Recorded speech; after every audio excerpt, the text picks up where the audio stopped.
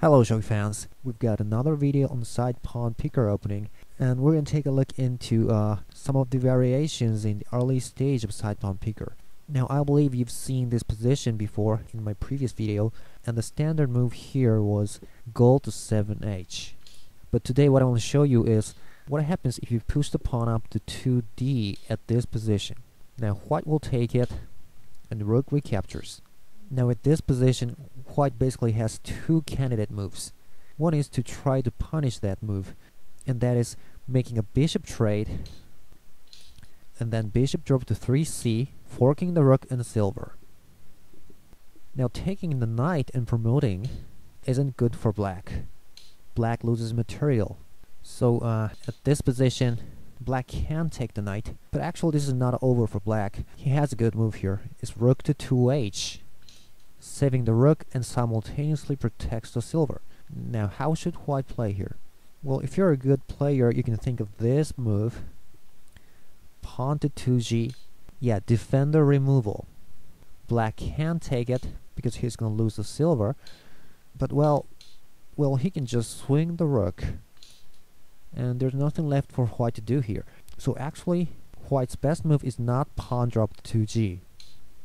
Now if dropping the pawn directly to 2g doesn't work, what should you think next? Right, dangling pawn to 2f. Now if white makes a promotion, it's a big trouble for black.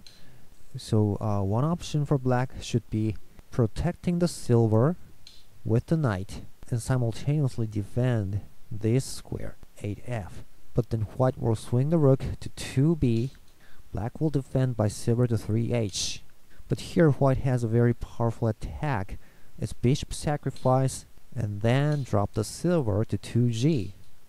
And it's all over for black. Now let's get back to where black made a mistake. It's here. He moved the silver here, but this was not a good move.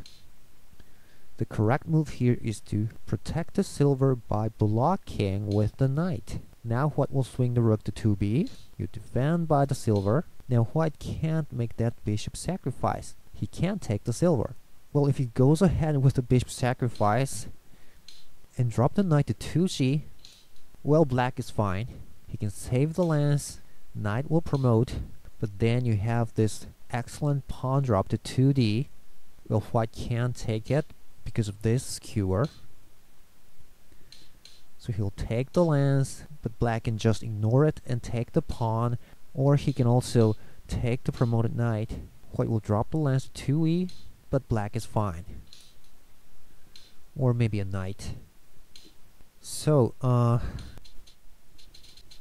at this position, where black has moved to silver to defend, actually white has nothing to do to keep attacking. And moreover, black is threatening this bishop drop to 8c and create a horse. So white will have to stop that from happening.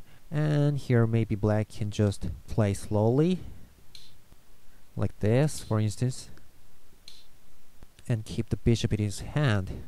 Or I think dropping the bishop to 5f is pretty interesting. Well, white can protect this pawn.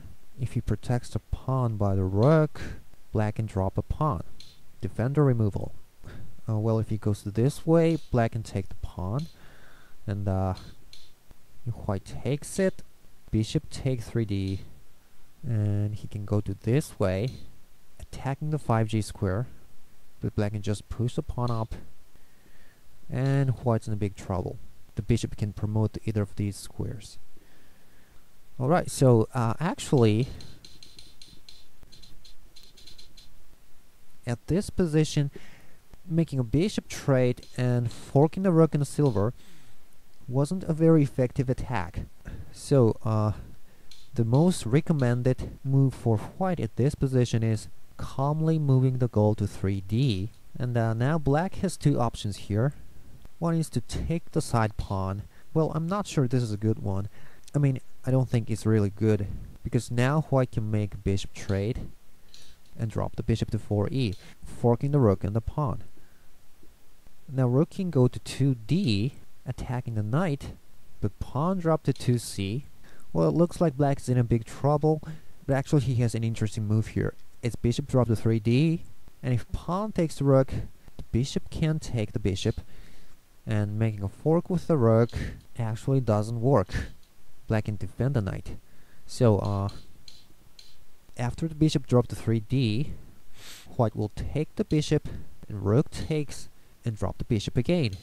And black too drops the bishop again, and bishop takes the rook, and bishop recaptures. Now still, making a fork with the rook doesn't work because of the skewer.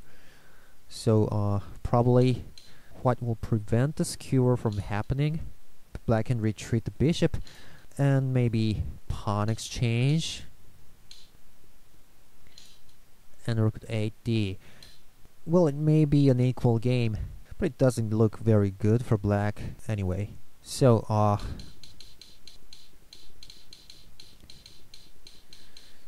at this position where white has moved the gold to 3b, the most natural move for black might be moving the gold to 7h. And you notice something? Now we're back to the primary book line of side pawn picker opening. Well, you see, it's exactly the same as this position, where both players have moved the golds first, and then black has made the pawn exchange. See? So now, as I showed you in the previous video, white will make the pawn exchange as well, and then black will pick up the side pawn. And we get to this basic position of side pawn picker opening. Alright, so that's all for this lesson. Hope you found this video useful, and we'll see you soon. Goodbye.